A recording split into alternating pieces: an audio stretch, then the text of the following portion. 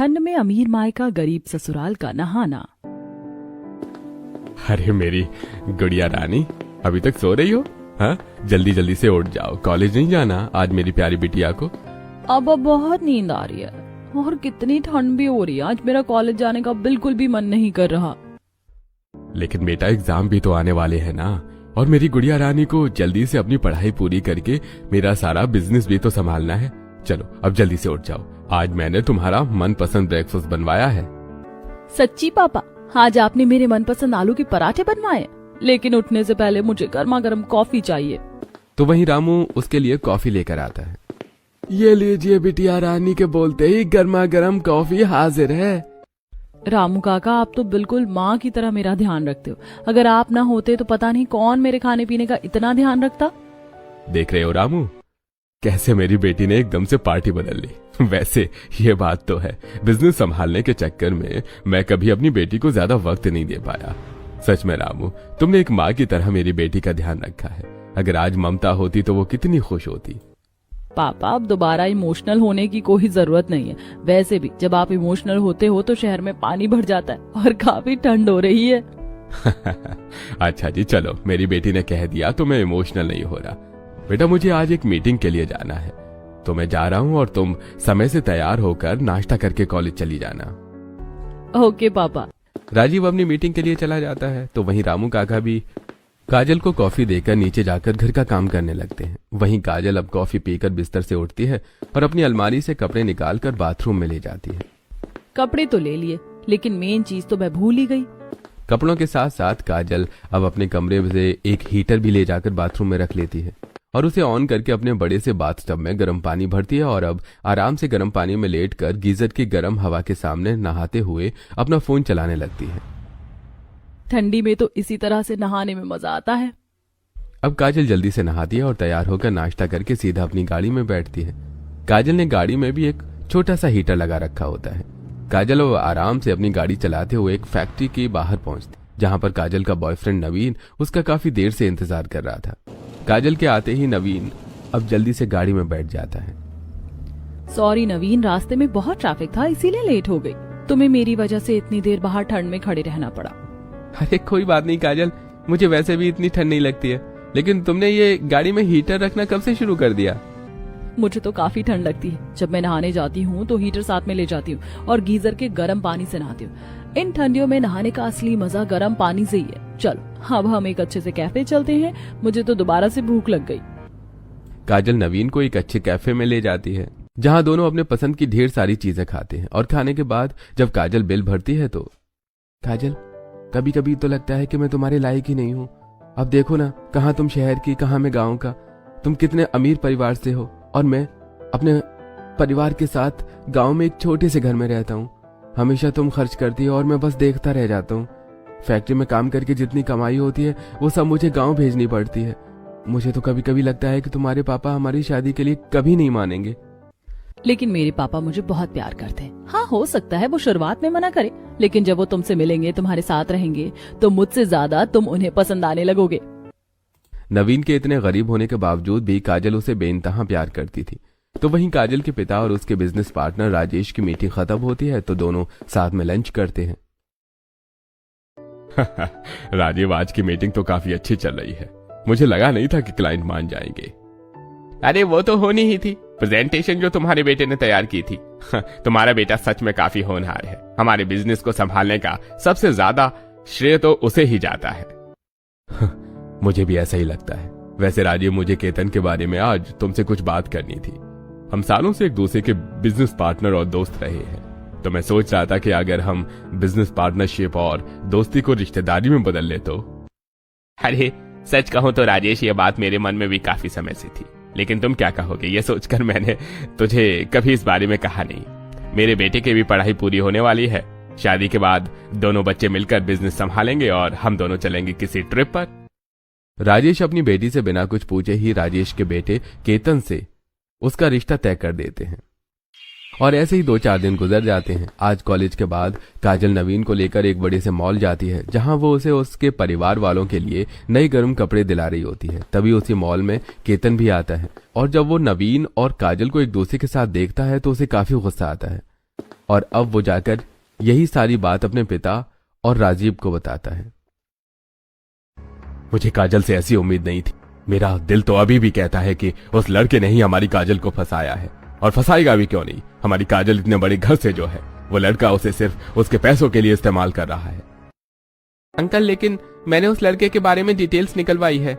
छोटे से गांव में रहता है और एक फैक्ट्री में मजदूरी करके गांव पैसे भेजता है। अब आपको ही कुछ करना होगा। केतन की बात सुनकर राजीव काफी ज्यादा गुस्सा होता है। तो वहीं आज काजल राजीव को नवीन के बारे में बताने वाली होती है, और अब जैसे ही काजल घर आती है। आज तो आप बहुत जल्दी आ गए। लगता है आपको अपनी बेटी की कुछ ज्यादा ही याद आ रही थी। वैसे आज मुझे आपसे कुछ बात करनी थी। उस नवीन के बारे में ना? क्यों, सही कहा ना मैंने? पापा, आपको नवीन के बारे में कैसे पता चला? कैसे भी पता चला हो, लेकिन तूने सोच भी कैसे लिया कि तेरी शादी मैं उस गांव के गरीब आदमी से करवाऊंगा जो महीने का 3-4 हजार रुपए कमाता है? अरे मेरे लाड़ प्यार का तूने बहुत गलत फायदा उठाया है काजल। मैंने कभी तुझसे ये उम्मीद नहीं की थी। मुझे नहीं पता कि आपको नवीन के बारे में किसने बताया, लेकिन पापा, नवीन सच में बहुत अच्छा लड़का है। वो भले ही गरीब है लेकिन ईमानदार है। उसने कभी मुझसे मेरे पैसे नहीं मांगे। वो जैसा भी हो, मुझे उससे कोई मतलब नहीं है, लेकिन तू आज के बाद उससे कभी नहीं मिलेगी।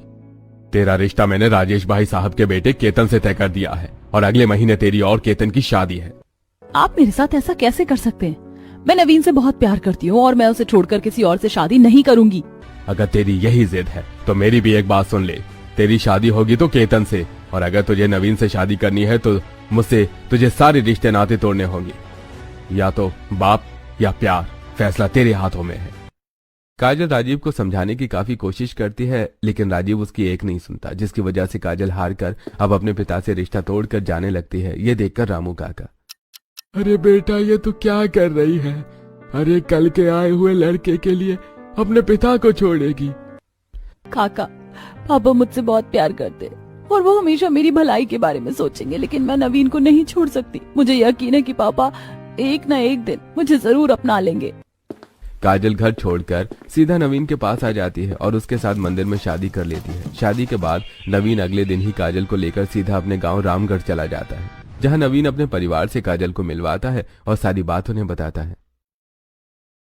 काजल बेटा, परेशान मत हो। मैं भी एक पिता हूँ, और एक पिता अपने बच्चों से ज्यादा दिन तक गुस्सा नहीं रह सकता। वैसे भी तुम तो उनकी बेटी हो। देखना, कुछ दिनों में उनका गुस्सा शांत हो जाएगा और वो खुद तुमसे मिलने के लिए आएंगे। तुम बहुत थक गई होगी ना? चलो मैं तुम्हें कमरे में ले चलती हूँ, थोड़ी देर आराम कर लो। काजल की जेठानी और नंद उसे कमरे में ले जाती है और इसी तरह शाम हो जाती है। खाना खाने के बाद जब सबके सोने का वक्त आता है तो काजल देखती है कि घर में सिर्फ 2 ही कमरे हैं, जिसमें से एक कमरे में उसके सास ससुर नंद और सुमन का बेटा सोता है, तो वहीं दूसरे कमरे में दोनों जेठ जेठानी और नवीन और उसका बिस्तर लगा रहता है। सोने के लिए एक चटाई और ओढ़ने के लिए पतली सी कंबल थी, जिसे देखकर, भाभी, हम क्या यहाँ नीचे जमीन पर सोएंगे? और ये कंबल कितनी पतली सी है। मैं तो हमेशा 1 से 2 ब्लैंकेट और रजाई ओढ़कर सोती हूँ। और आपके घर में हीटर भी नहीं है क्या? हमारे घर में तो हीटर नहीं है। हमें जब भी हाथ पैर तापने होते हैं तो हम चूल्हा जलाकर वहीं बैठ जाते हैं। और ये कंबल दिखने में पतला है, जब ओढ़ोगी ना तो अपने आप गर्माहट आ जाएगी। चलो अब सोते हैं, काफी रात हो गई है।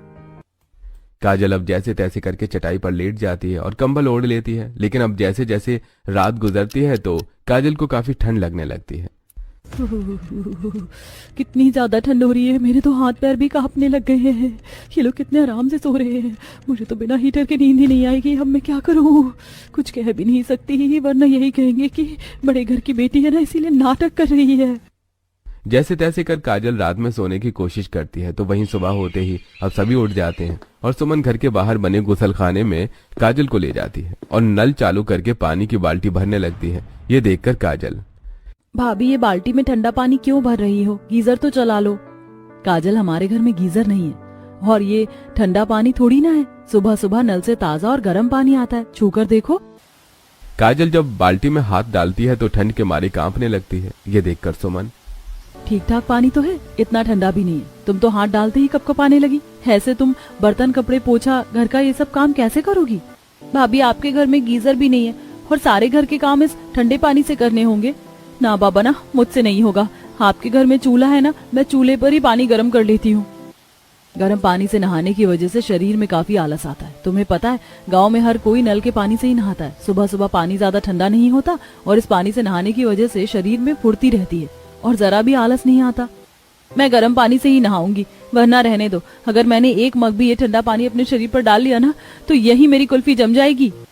सुमन अब काजल के लिए चूल्हे पर गर्म पानी कर देती है और जब नहाने के बाद काजल बाहर आती है तो देखती है कि उसकी स्किन काफी ज्यादा ड्राई हो चुकी है। मेरी स्किन तो काफी ज्यादा ड्राई हो गई है। लगता है यहाँ का पानी मुझे सूट नहीं कर रहा, और मैं तो जल्दबाजी में ठीक से पैकिंग भी नहीं कर पाई थी। लोशन तो घर पर ही छूट गया। लगता है अब अपनी जेठानी या नंद का लोशन लेना पड़ेगा मुझे। काजल अब घर में आती है और जब अपनी नंद से लगाने के लिए लोशन मांगती है तो ये लोशन पोशन का इस्तेमाल हम नहीं करते। आंचल, जा अपनी भाभी को सरसों का तेल ला कर दे दे। सर्दियों के लिए सरसों का तेल काफी अच्छा होता है। मुझे देखो, मैं तो रोज लगाती हूँ और मेरी त्वचा जरा भी रूखी नहीं है। क्या कहा? सरसों का तेल? यू, उसमें से तो बहुत गंदी स्मेल आती है। मैं नहीं लगाऊंगी। और मैंने तो सुना है कि सरसों का तेल लगाने से स्किन काली हो जाती है। इतना कहकर अब काजल सीधा कमरे में चली जाती है। तो वहीं जो काजल ठंड में बिस्तर से बाहर नहीं निकलती थी, हमेशा कंबल ओढ़कर बैठी रहती थी, अब उसी काजल को अपने ससुराल में घर के सारे काम करने पड़ते हैं। अच्छू, मुझे तो सर्दी हो गई और अभी तो पूरे घर में झाड़ू लगानी बाकी है। भाभी ने मेरी वजह से सूखा काम मुझे दे दिया, लेकिन सूखे काम में भी मेरी जान निकली जा रही है। अब क्या करूं मैं? दिन खत्म होता है और अब अगले दिन सबके नहाने के बाद जब काजल चूल्हे पर अपने लिए गर्म पानी कर रही होती है तो पतीला नीचे रखते वक्त थोड़ा सा गर्म पानी छलककर काजल के हाथ पर गिर जाता है, जिससे उसका हाथ थोड़ा जल जाता है। बहुत जलन हो रही है, देखो ना कैसे लाल हो गया मेरा हाथ। किसने कहा था तुम्हें चूल्हे पर गर्म पानी करने के लिए? सुबह उठकर नल के गर्म पानी से ही नहा लिया करो। जला लिया ना तुमने अपना हाथ। रुको, मैं आलू घिस कर इस पर लगा देता हूँ। अपने प्यार की खातिर अपना अमीर मायका छोड़कर गरीब ससुराल तो आ गई, लेकिन पता नहीं यहाँ मेरी जिंदगी कैसे कटेगी। भगवान मेरी मदद करना। अपने जले हाथ की वजह से काजल दोबारा चूल्हे पर पानी गर्म नहीं करती, तो वहीं काजल को सुबह जल्दी उठकर ठंडे पानी से भी नहीं नहाना था, जिसके चलते काजल सभी के सामने सुबह उठकर गुसलखाने में जाने का नाटक तो करती है, लेकिन सिर्फ ठंडे पानी से हाथ मुंह धो लेती है और बाहर आ जाती है। 1 से 2 दिन तो काजल को उससे कोई दिक्कत नहीं होती, लेकिन अब न नहाने की वजह से काजल के शरीर से हल्की हल्की महक आने लगती है। तो वहीं सब खाना खा रहे होते हैं तो छी माँ, बदबू कहाँ से आ रही है? इस बदबू में तो मेरा खाना खाने का भी मन नहीं कर रहा है। बदबू तो मुझे भी काफी देर से आ रही है, जैसे मानो कोई चूहा मर गया हो, लेकिन हमारे घर में तो कोई चूहा भी नहीं है। अगर इन लोगों को पता चला कि मैं 4 दिन से नहीं नहाई हूँ और ये बदबू मेरे अंदर से आ रही तो मेरी कितनी बेइज्जती होगी। भाभी, चूहा है ना? मैंने सुबह ही चूहे को घर में आते हुए देखा था। लगता है कहीं मर गया है वो, तभी इतनी बदबू आ रही है। काजल जैसे तैसे कर बात को संभाल लेती है और अगले दिन काजल को नहाना ही पड़ता है। डरते डरते जब काजल उस नल के पानी को अपने ऊपर डालती है तो मम्मी पापा, ये ठंडा पानी तो मुझे पूरा मेरा खानदान याद दिला देगा। बदबू से बचने के लिए काजल ठंडे पानी से नहा तो लेती है, लेकिन नहाने के कुछ ही देर में काजल को बुखार चढ़ जाता है और अब वो कंबल ओढ़कर कांप रही होती है। लग गई ना मुझे सर्दी, पता था मुझे। अरे ये लोग क्या घर में गीजर भी नहीं लगवा सकते? भगवान, काश अपने साथ में थोड़े से पैसे ले आती तो सबसे पहले अपने लिए गीजर ही लगवा लेती। मैंने सर्दी में अपने अमीर मायके से भागकर गलती की। गर्मी में भागती तो वो सही रहता। ठंड से कांपते हुए काजल अपने मायके के पुराने दिनों को याद करने लगती है, जहाँ वो बाथ टब में नहा रही है, हाथ में कॉफी और पानी में बुलबुले उड़ रहे हैं, सामने हीटर रखा है। जिंदगी का असली मजा तो ये है। पता नहीं वो कौन से लोग होते हैं जो सर्दियों में हफ्तों तक बिना नहाए रहते। मैं तो एक दिन भी ना रहूं। पुराने दिनों को याद करते हुए काजल को काफी दुख होता है और ऐसे ही समय गुजरता रहता है। ठंड की वजह से काजल ठीक से घर के काम भी नहीं कर पाती थी, जिससे अब उसे काफी डांट पड़ती है। इससे अच्छा तो कपड़े ही नहीं धोती। वैसे ही घर में पैसों की कितनी किल्लत है और तूने इस तरह के कपड़े धोए, सारा सर्फ बर्बाद हो गया। अब दोबारा से सर्फ लाकर कपड़े धोने पड़ेंगे। बहू, तुझे क्या घर का कुछ भी काम करना नहीं आता? काजल, ये तुमने कैसे बर्तन धोए? सारा साबुन तो इन्हीं पर यूं ही लगा हुआ है। 4 बर्तन दिए थे तुम्हें धोने के लिए, वो भी तुमसे ठीक से नहीं धुले। आज भी आपने आंगन की सफाई नहीं की। कल से कह रही हूँ मैं आपको। बहू, मैं जानती हूँ तुम एक अमीर घर से आई हो, वहाँ तुमने शायद ही अपनी जिंदगी में कुछ काम किया हो, लेकिन ये तुम्हारा ससुराल है, ऊपर से गरीब ससुराल है। यहाँ नौकर चाकर नहीं आएंगे काम के लिए। हमें देख कर ही सही, पर कम से कम तुम कुछ काम करना तो सीखो। जिस काजल को ठंड में ठंडे पानी में हाथ डालना भी पसंद नहीं था, उस काजल को न चाहते हुए भी ठंडे पानी से नहाना और ठंडे पानी से ही घर के सारे काम करने पड़ते हैं। वहीं मिथिलेश आते हुए, अरे बहू, ये तुमने कितने देर से चूल्हा जला रखा है? पूरे घर में धुआं धुआं हो गया। वो मैंने नहाया था ना, काफी ठंड लग रही थी और अब हीटर तो है नहीं यहाँ, इसीलिए मैं चूल्हा जलाकर बैठ गई। अरे इतनी भी क्या ठंड जो तुमने पूरे घर में ही धुआं धुआं कर दिया। बुझा दो चूल्हा वरना खांस खांस कर मैं जरूर बुझ जाऊंगा। अपने ससुर के कहने पर काजल चूल्हा बुझा देती है और अब ऐसे ही कुछ दिन गुजर जाते हैं। तो वहीं राजीव अपनी बेटी के जाने के बाद काफी अकेला सा हो गया था। अरे 2 दिन से आपने कुछ भी नहीं खाया पिया है, थोड़ा तो खाना खा लीजिए। मेरा मन नहीं है, तुम इसे ले जाओ। अरे मैं जानता हूँ आपको काजल बिटिया की बहुत याद आ रही है, लेकिन आप कब तक उससे नाराज रहेंगे। अरे वो आपकी बेटी है। तो वो भी तो मुझसे बात कर सकती थी ना, ऐसे कैसे वो मुझे छोड़कर चली गई? क्या उसके दिल में जरा भी अपने बाप के लिए प्यार नहीं है? राजीव की बात सुनकर रामू को काफी ज्यादा दुख होता है और अब ऐसे ही कुछ दिन और गुजर जाते हैं।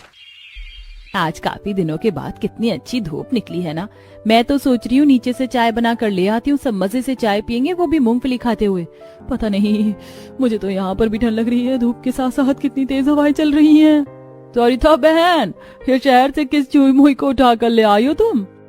अरे शरीर में जान भी है या नहीं? मेरा पोता 6 साल का, लेकिन खुद सुबह उठकर ठंडे पानी से नहाता है। अरे बहू, मेरे पोते को देखकर ही शर्म कर ले।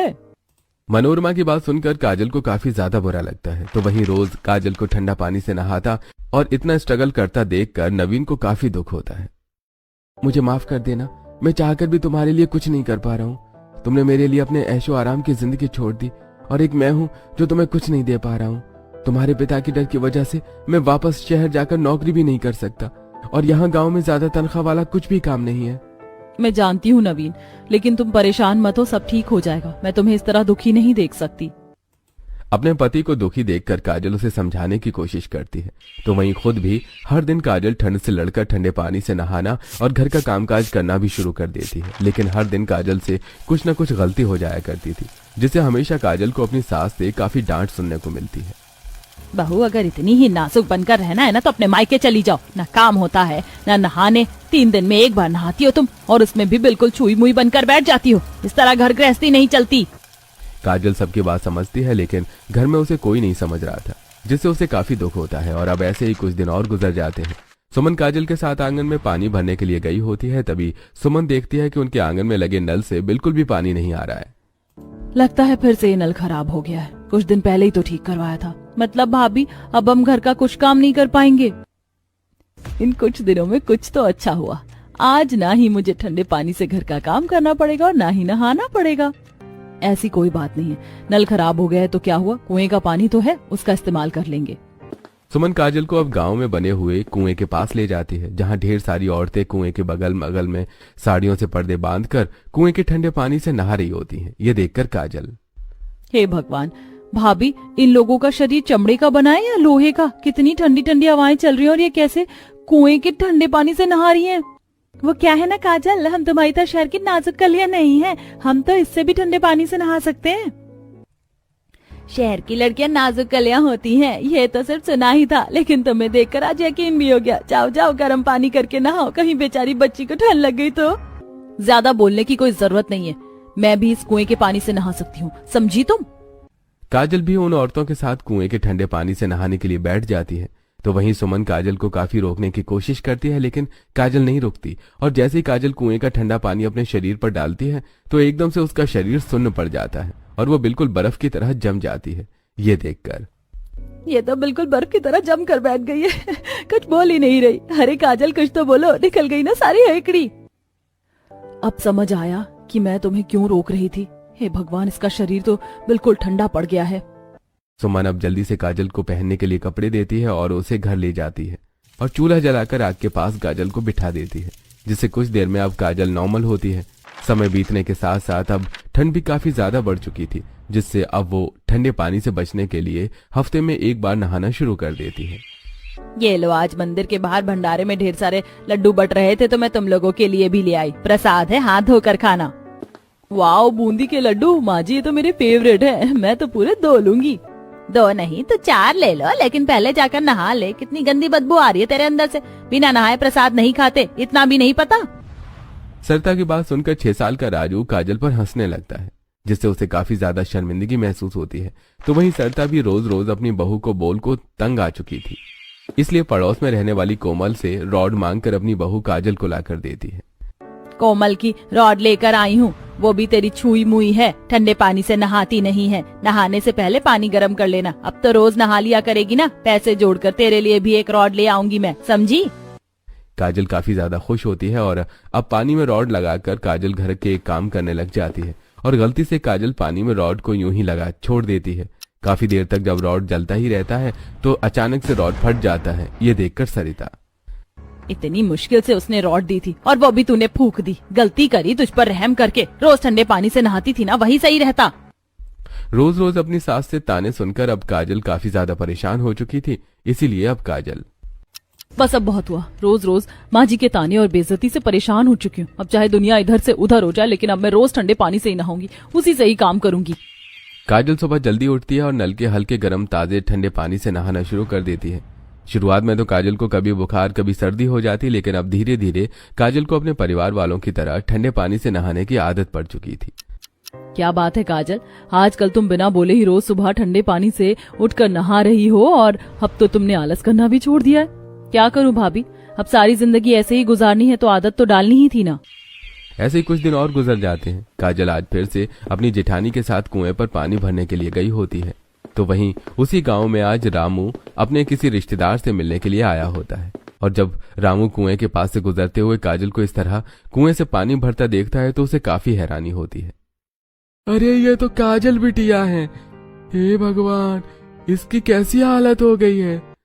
इससे पहले रामू काजल से कुछ बात करता काजल वहां से चली जाती है। तो वहीं अगले दिन रामू जल्दी शहर वापस आता है और सारी बात राजीव को बताता है, जिसे सुनकर, जानता हूँ मेरी बेटी ने गलती करी है, लेकिन इसका मतलब ये नहीं है कि वो इस तरह से सजा भुगते। अपने मायके में आज तक उसने सर्दी में ठंडे पानी में हाथ भी नहीं डाला, और ससुराल में इस तरह सर्दी में वो काम कर रही है। अगले दिन ही राजीव रामू के साथ सीधा शहर से गांव आता है। काजल अपनी जेठानी और नंद के साथ बैठकर बाहर आंगन में कपड़े धो रही थी। तो वहीं उसके सास ससुर पति और जेठ बच्चे आंगन में धूप में बैठकर चाय पी रहे होते हैं। तो वहीं जब उनके घर के बाहर बड़ी सी गाड़ी आकर रुकती है और उसके अंदर से राजीव निकलता है तो काजल को अपनी आंखों पर यकीन नहीं होता, और काजल भागते हुए अपने पिता के पास जाती है और उनके गले लग जाती है। आप आ गए। मैं जानती थी कि आप मुझसे ज्यादा दिन गुस्सा नहीं रह सकेंगे। पता है मैंने आपको कितना याद किया। याद तो मैंने भी तुम्हें किया, लेकिन मुझे लगता है कि शायद तुम अपने ससुराल में खुश होगी, पर ये तुमने अपनी क्या हालत बना ली है। अमीर घर की बेटी लाकर इन्होंने तुम्हें नौकरानी बना दिया। बेटा अब तुम्हें यहाँ रहने की कोई जरूरत नहीं है, तुम वापस चलो मेरे साथ। पापा जी रुक जाइए, आप इस तरह काजल को नहीं ले जा सकते। काजल अब हमारे घर का हिस्सा है। हाँ समधी जी, और ये तो उसकी घर गृहस्थी की जिम्मेदारी है। अगर आप अपनी मर्जी से भी अपनी बेटी की शादी करते तो वहां पर भी तो उसे ये सब करना ही होता ना। मैं अपनी पूरी दौलत लगा देता, लेकिन अपनी बेटी की शादी ऐसे घर में करता जहां उसे चम्मच तक न उठाना पड़े। काजल बेटा अब तो मेरी बात मान लो और मेरे साथ वापस आ जाओ। पापा आप सही कह रहे हैं, लेकिन अब जो है यही मेरा ससुराल है, और इन लोगों ने मुझे कभी किसी चीज के लिए फोर्स नहीं किया। गलती करने पर प्यार और डांट कर दोनों तरीके से समझाया, और शायद गलती मेरी ही थी। अपने अमीर मायके में मैंने कभी कुछ काम करना सीखा ही नहीं, इसीलिए मुझे शायद यहाँ शुरुआती दिनों में तकलीफ हुई, पर अब मुझे इन सब की आदत है और मैं बहुत खुश हूँ। हाँ समधी जी, हमने आपकी बेटी को बिल्कुल परेशान नहीं किया। मैंने उसे डांटा समझाया, लेकिन उसकी भलाई के लिए।